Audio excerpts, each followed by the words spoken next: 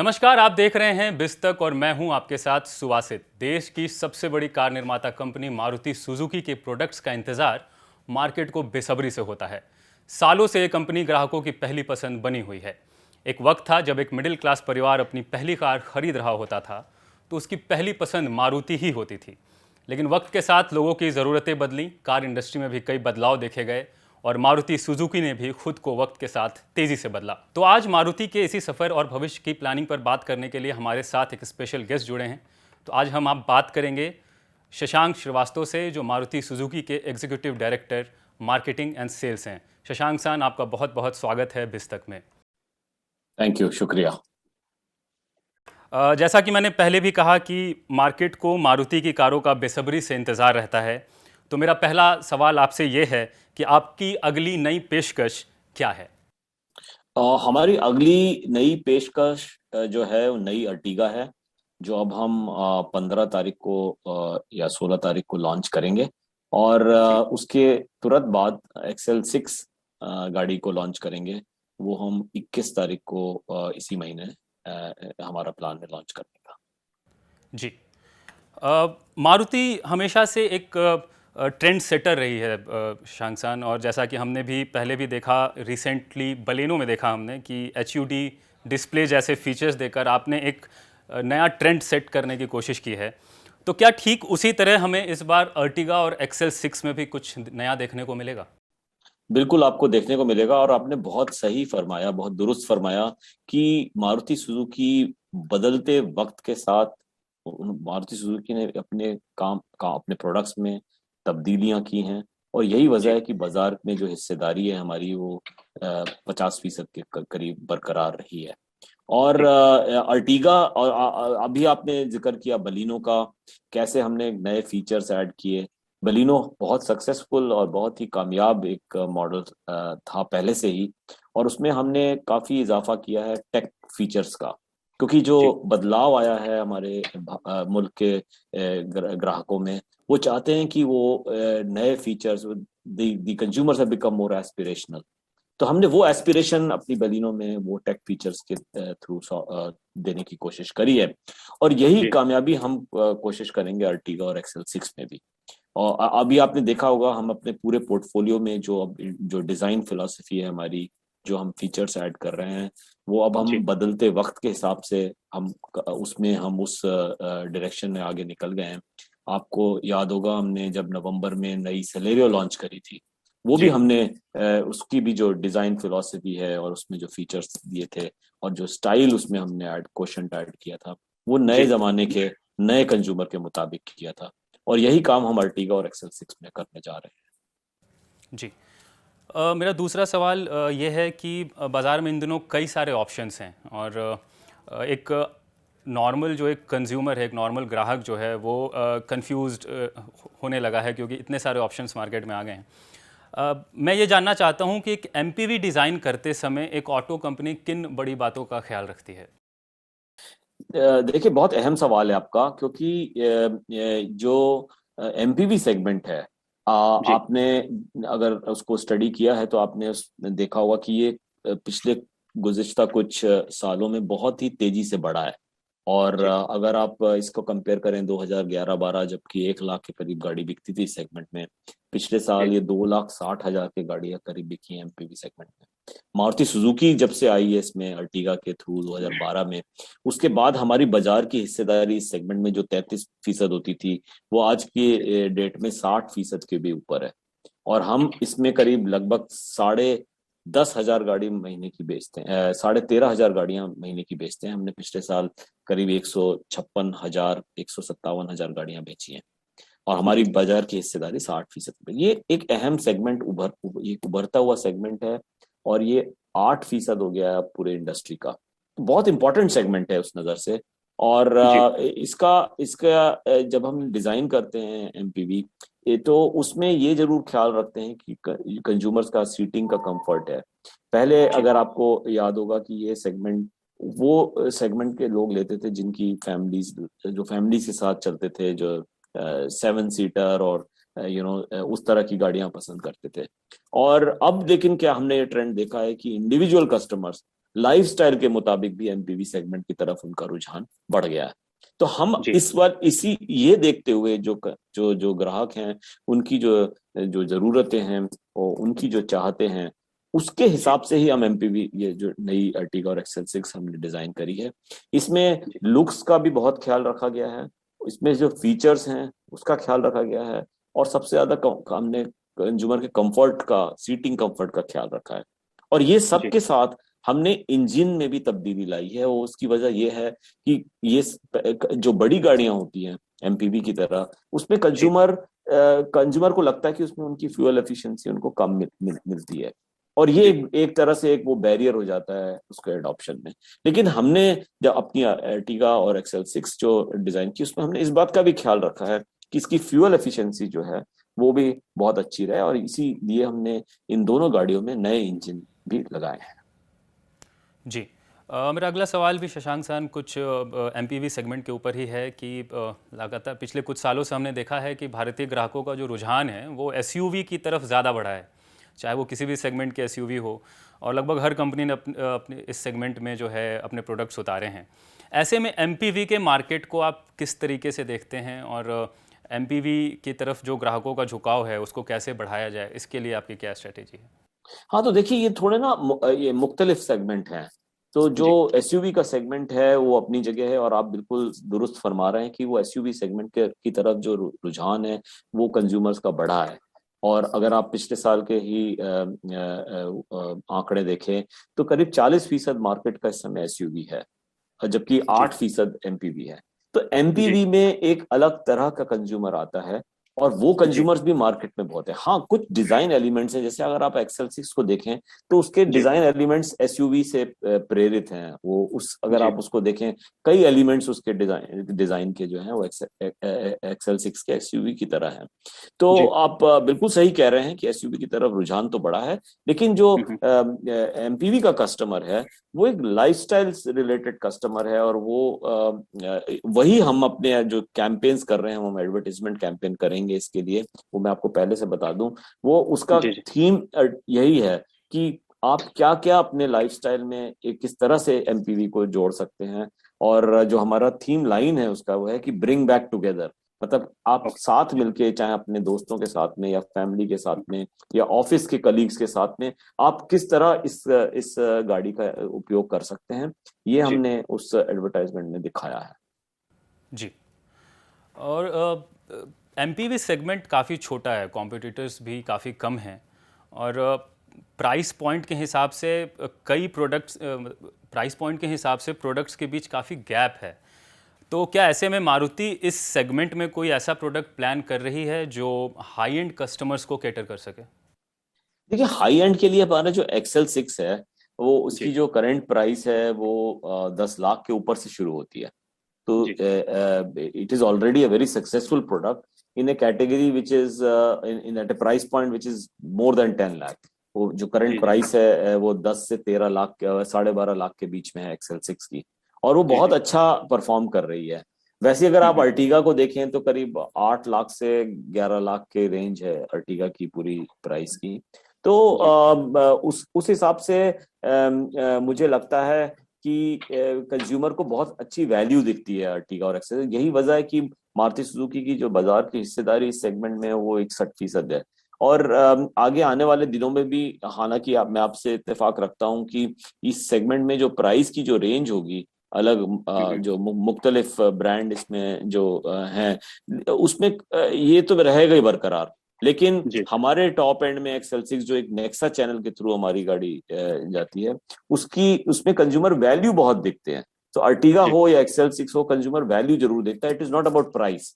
तो हम जी सिर्फ कीमत की तरफ ध्यान देने के बजाय हम कंज्यूमर को वैल्यू देते हैं। अगर वो जी जैसे एक्सेल 6 में अगर वो 12-13 लाख की गाड़ी ले रहा है, तो उसको अभी उसको वैल्यू दिख रही है उसको उसमें, क्योंकि हमने जी उसमें जो फीचर्स दिए हैं, जो हमने जी डिजाइन की फिलॉसफी फॉलो की है, जो कंफर्ट लेवल्स हम्म, हैं, वो बहुत अच्छे हैं। जी। जैसा कि आपने अभी थोड़ी देर पहले भी कहा कि एमपीवी सेगमेंट को ज़्यादातर वो लोग प्रेफर करते हैं जो अपने परिवार के साथ लॉन्ग जर्नी जिन्हें करनी हो, या दोस्तों का ग्रुप हो। उसके अलावा कैब फ्लीट्स में भी इसका काफ़ी ज़्यादा इस्तेमाल होता है। और ऐसे सेगमेंट में डीजल वेरिएंट का ना होना, इसका कितना असर पड़ता है सेल्स पर, अगर आप कुछ डेटा के मदद से बता पाएँ तो? देखिए, मैं आपको पहली बात ये कहा कि मैंने ये कहा कि पहले ये होता था कि कस्टमर जिसकी लार्ज फैमिलीज होती थी, जिनका परिवार जी ज्यादा होता बड़ा होता था, वो उसको प्रेफर करते थे। लेकिन अब जो प्रेफरेंस है, अगर गुज़िश्ता 2-3 साल से अगर आप देखें, तो उसमें जो प्रेफरेंस है वो सिर्फ बड़े परिवार वालों की नहीं, बल्कि उन ग्राहक की भी ये पसंद है और उनका भी रुझान एमपीवी की तरफ है, जो कि अपना उसको लाइफस्टाइल के एनहांसमेंट के लिए जो है व्हीकल को देखते हैं। तो जैसे जी आपने फरमाया, फ्रेंड्स के साथ जैसे पिकनिक पे जाना है या कोई आउटिंग पे जाना है या ऑफिस के कलीग्स के साथ जाना है, ऐसे जी you know different types of usages are possible now. तो वो चीज जी की वजह से ही इसमें इस उसमें इतना इस सेगमेंट में इतना इंटरेस्ट जी बढ़ा है। जहां तक आपका सवाल है डीजल और सीएनजी का, डीजल हम्म, का पूरे पैसेंजर व्हीकल में अब सिर्फ बड़ी एसयूवीज में उसकी हिस्सेदारी रह गई है। ओवरऑल डीजल जी का मार्केट जो है लगभग 18-19% है पूरे मार्केट का, पूरे इंडस्ट्री का। और अगर आप उसको कंपेयर करें पैसेंजर कार्स में या एमपीवी में या वैन्स में, या इवन अगर आप एंट्री एसयूवी में देखें, तो वहां पे जी डीजल की हिस्सेदारी बहुत कम हो गई है। और उसकी वजह यह जी है कि डीजल और पेट्रोल की कीमतें जो हैं, जो ईंधन की कीमतें हैं, वो काफी नजदीक आ गई हैं। जी ओवरऑल वेटेड एवरेज इंडिया में करीब 5 रुपए का है डीजल और पेट्रोल के बीच में। जी, जो बेशक बेशक। और वो काफी हाई है, ज्यादातर जगह पे 100 रुपए के ऊपर चल रहा है। और जी रनिंग कॉस्ट जो है इसकी डीजल की या गैसोलीन की 5 रुपए 20 पैसे, 5 रुपए 10 पैसे पर किलोमीटर है। जबकि सीएनजी की रनिंग कॉस्ट जो है वो 1 रुपए 80 पैसे के लगभग है पर जी किलोमीटर। तो इसलिए जी लगभग 1/3 रनिंग कॉस्ट है। और रनिंग कॉस्ट इंडिया में स्पेशली कंज्यूमर्स बड़ा सेंसिटिव होता है रनिंग कॉस्ट के लिए। बहुत बड़ा एक उसका एक क्राइटेरिया होता है, एक मेयार होता है इसका व्हीकल चॉइस में, कि जी रनिंग कॉस्ट कम होनी चाहिए। और सीएनजी इसीलिए जी बहुत अच्छा रिप्लेसमेंट है डीजल का, और हमें कभी जी महसूस नहीं हुई। इनफैक्ट जैसे मैं आपको पहले मैं अर्ज कर रहा था कि 5,500 गाड़ी की जो सेल होती थी हमारी सिर्फ 3 साल पहले, वो आज इस सेगमेंट में हम 10,000 के ऊपर गाड़ियां बेच रहे हैं पर मंथ। तो इस तरह से क्लियरली सीएनजी की वजह से और हमारी जो ओवरऑल व्हीकल की जो जो क्षमता है, उसकी वजह से हमारा मार्केट शेयर इस सेगमेंट में 61% तक पहुंच गया है। जी। शशांक सर, अभी रिसेंट डेज़ में हमने ऐसा देखा है कि मारुति सुजुकी का एक फोकस जो है थोड़ा शिफ्ट हुआ है सीएनजी की तरफ। तो क्या ये माना जाए कि भविष्य में भी आप एक नए ऑल्टरनेटिव्स पर काम कर रहे हैं? जी, सीएनजी का आपने बिल्कुल दुरुस्त फरमाया कि सीएनजी में चूंकि हम तो वही चीज करते हैं जो कंज्यूमर की प्रेफरेंस रहती है। तो हमने देखा कि जो कॉस्ट ऑफ रनिंग जो है सीएनजी में कम है, तो कंज्यूमर का झुकाव भी सीएनजी की तरफ बढ़ गया है। इसलिए हमने अपने करीब 9 ब्रांड्स में सीएनजी अभी तक दी है। और हमने ये देखा है कि सीएनजी अब हमारे हमारे जो ओवरऑल पोर्टफोलियो है उसमें करीब 17% गाड़ियां जो हैं सीएनजी की बिकती हैं। और अगर हम वो मॉडल्स का सेल देखें जहां पे हमारे पास सीएनजी है, जैसे मैंने फरमाया अभी आपको अर्ज किया कि 9 मॉडल्स में हमारा 15 में से 9 मॉडल्स में सीएनजी है, उसमें जी लगभग 33% जो है सीएनजी की गाड़ियां बिकती हैं। तो सीएनजी एक जी बहुत अच्छा ऑप्शन है। लास्ट ईयर अगर आप देखें 41% हमारी बिक्री बढ़ी है सीएनजी की गाड़ियों की। एक साल जी पहले ये 1,62,000 की गाड़ियां बिकी थी, जो पिछले साल 2,31,000 गाड़ियां सीएनजी की बिकी हैं। तो इस तरह से जी बहुत तेजी से इजाफा हो रहा है सीएनजी की गाड़ियों के बिक्री में। और हमें उम्मीद है और बल्कि यकीन है कि आगे जाके ये सीएनजी की बहुत अच्छा ऑप्शन है और ऐसे ही इसमें ग्रोथ आती रहेगी। एक सवाल मेरा है, थोड़ा हटके है। हाल ही में अभी सरकार की तरफ से ऐसी बातें सामने आई हैं कि जल्द ही सभी कारों में 6 एयरबैग को मैंडेटरी कर दिया जाएगा। और क्योंकि एमपीवी सेगमेंट में भी 6, 7, 8 सीटर गाड़ियां हैं, होती हैं एमपीवी सेगमेंट की गाड़ियां, तो एक ऑटो मैन्युफैक्चरर होने के नाते आपकी इस पर क्या राय है?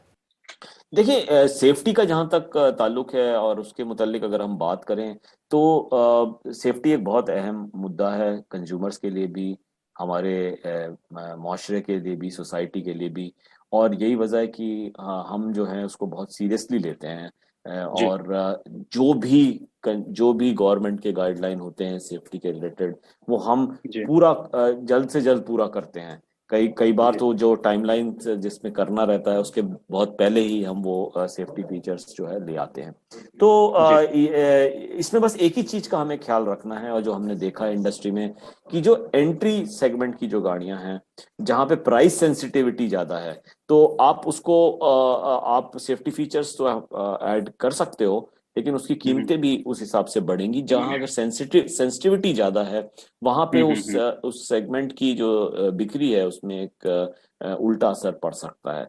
लेकिन जी जैसे मैंने आपको बताया, सेफ्टी इज पैरामाउंट, सबसे जरूरी चीज है, सबसे अहम चीज है। और जो भी सरकार इसमें अपना जो वो करेगी, फैसला करेगी, या जो भी गाइडलाइन इशू करेगी, उसको हम जरूर फॉलो करेंगे अपने प्रोडक्ट्स में। जी। एक सवाल मेरा और है, और वो ये है कि क्योंकि जब बात मारुति की होती है तो ग्राहकों की उम्मीद काफ़ी बढ़ जाती है। कई लोग ये सवाल कर रहे हैं कि इलेक्ट्रिक कारों को लेकर कंपनी की क्या प्लानिंग है, और जैसा मारुति ने पहले भी कहा कि 2025 तक ही इसकी कोई उम्मीद है। तो एक सवाल हमारे दर्शक हमेशा ये पूछते रहते हैं कि ये डिले क्यों है। जी, देखिए ऐसा है कि ये सेगमेंट एक बहुत अच्छा और बहुत ज़रूरी सेगमेंट है फ्यूचर के लिए। जी हम जो अनुमान लगाया जाता है कि आगे आने वाले दिनों में एक टाइम ऐसा आएगा जब इसमें सडनली जो है इसका एडॉप्शन बढ़ जाएगा और ईवीज जी का से तेजी से बढ़ेगा। अब जी यहाँ तक तो सारे जितने भी इस इंडस्ट्री के लोग हैं उसमें इत्तेफाक है इस बात से। लेकिन जी जहां इत्तेफाक नहीं है वो ये जी है कि आगे आने वाले किस टाइम पे ये जो है एडॉप्शन बढ़ेगा। जैसे जी और उसकी वजह ये है कि जो एग्जिस्टिंग ईवीज की जो प्राइसेस हैं, जो कीमतें हैं, वो काफी हाई हैं, क्योंकि बैटरी की जो टेक्नोलॉजी इस्तेमाल कर रही है, वो बैटरी की जी टेक्नोलॉजी जो है हाई प्राइसेस हैं। और ये जी एक बहुत बड़ा बैरियर है कंज्यूमर्स को गाड़ी ईवी गाड़ी खरीदने के लिए। दूसरा बैरियर जो हमने देखा है वो है कि इंफ्रास्ट्रक्चर, चार्जिंग की इंफ्रास्ट्रक्चर की कमी है। तो जी हमें ये देखना पड़ेगा कि कस्टमर को इनकन्वीनियंस ना हो। और जी बस ये चीज पूरी इंडस्ट्री इस समय सॉल्व करने में लगी है कि कैसे हम की ईवी की कीमतें कम कर सकें, और कैसा ये कस्टमर की कन्वीनियंस बढ़ा सके। इन दो बैरियर जब खत्म हो जाएंगे, तब इसका एडॉप्शन बहुत तेजी से बढ़ेगा। तो इट इज नॉट अबाउट कि मारुति गाड़ी ला रहा है, क्यों नहीं ला रहा। लेकिन गाड़ी लाना तो आसान है, लेकिन उसको एक लार्ज वॉल्यूम पे लाना और उसको कस्टमर के लिए कन्वीनियंट बनाना, वो ज्यादा जी अहम है। और हम चाहते जी हैं कि कस्टमर की कन्वीनियंस इसमें कॉम्प्रोमाइज नहीं हो। और उस डायरेक्शन में हम काम कर रहे हैं, और आगे आने वाले वक्त में हम इस सेगमेंट को जरूर ध्यान से देखेंगे। जी बेहतर। अब मैं इस बातचीत को रैप अप करूंगा, लेकिन उससे पहले on a very lighter note एक सवाल आपसे पूछना चाहूँगा, क्योंकि एक हमारे व्यूअर्स की हमेशा क्यूरोसिटी रहती है कि मारुति के एग्जीक्यूटिव डायरेक्टर खुद कौन सी कार ड्राइव करते हैं। जी, मेरे पास दो गाड़ियां हैं। एक तो है मेरे पास XL6, जी और एक है सियाज। ये दो गाड़ियां ओके। उसको तो ड्राइव करता हूँ। क्योंकि मेरा एक अगला सवाल और था, लेकिन शायद मुझे उसका जवाब मिल गया है। मेरा सवाल ये था कि मौजूदा मारुति की मौजूदा प्रोडक्ट लाइनअप में आपकी फेवरेट कार कौन सी है और क्यों। मेरी पर्सनल, अगर आप जाती तौर पे पूछ रहे हैं, तो मेरी पर्सनल फेवरेट तो सियाज है। जी लेकिन अभी मैंने गुज़िश्ता करीब 1.5 साल से XL6 भी साथ ही उसको यूज कर रहे हैं। और मैंने देखा कि कुछ ओकेजन्स के लिए XL6 भी जी बहुत ही अच्छी और कामयाब गाड़ी है। और मारुति सुजुकी जी की जो सबसे सबसे अहम, जिसको मैं कहूँगा जो खूबी है, वो ये है कि इसकी मेंटेनेंस बड़ी कम है और हमारे को फ्यूल एफिशिएंसी बड़ी अच्छी मिलती है। तो जी मारुति का हूं, तो मैं तारीफ तो करूंगा मारुति की, लेकिन ये मैं आपको एक एक जी एक सच्चाई भी बयान कर रहा हूं जी कि रियली जो फ्यूल एफिशिएंसी है हमारी गाड़ियों में, जो परफॉर्मेंस जी लेवल और जो शेयर रिलायबिलिटी है, मैं लॉन्ग जी डिस्टेंस भी काफी ट्रैवल करता हूँ, और मेरे को जी मेरे जहन में कभी ऐसा नहीं आता है कि मैं लंबी दूरी पे जा रहा हूँ तो गाड़ी का परफॉर्मेंस कैसा रहेगा। तो इसलिए मैं चाहता हूँ कि जो आपके जो नाजरीन हैं वो भी ये इस पे तवक्को फरमाएं कि ये बहुत गाड़ी जो है रिलायबल गाड़ियां होती हैं मारुति की, जी और बहुत बहुत ही फ्यूल एफिशिएंट गाड़ियां होती हैं। और इसलिए जी और यही वजह है कि ये हमारी गाड़ियां की मकबूलियत जो है वो जी काफी ज्यादा है। जी, इसमें कोई शक नहीं कि मारुति सुजुकी की कारों को लोग सालों से पसंद करते आए हैं और उनकी पहली पसंद हमेशा से मारुति सुजुकी रही है। और मारुति सुजुकी को उनके इंजन और उसके परफॉर्मेंस और सबसे ज़्यादा उसकी माइलेज के लिए जाना जाता है। शशांक सर, आपने हमारे लिए अपना कीमती वक्त निकाला, उसके लिए आपका बहुत बहुत धन्यवाद। शुक्रिया। तो ये थे हमारे साथ Shashank Shrivastava, executive director marketing and sales, Maruti Suzuki India. Business और ऑटो की तमाम खबरों के लिए आप बने रहिए बिस्तक के साथ, और अगर अभी तक आपने हमारा यूट्यूब चैनल सब्सक्राइब नहीं किया है तो जल्दी से जल्दी उसे सब्सक्राइब कर लें। नमस्कार।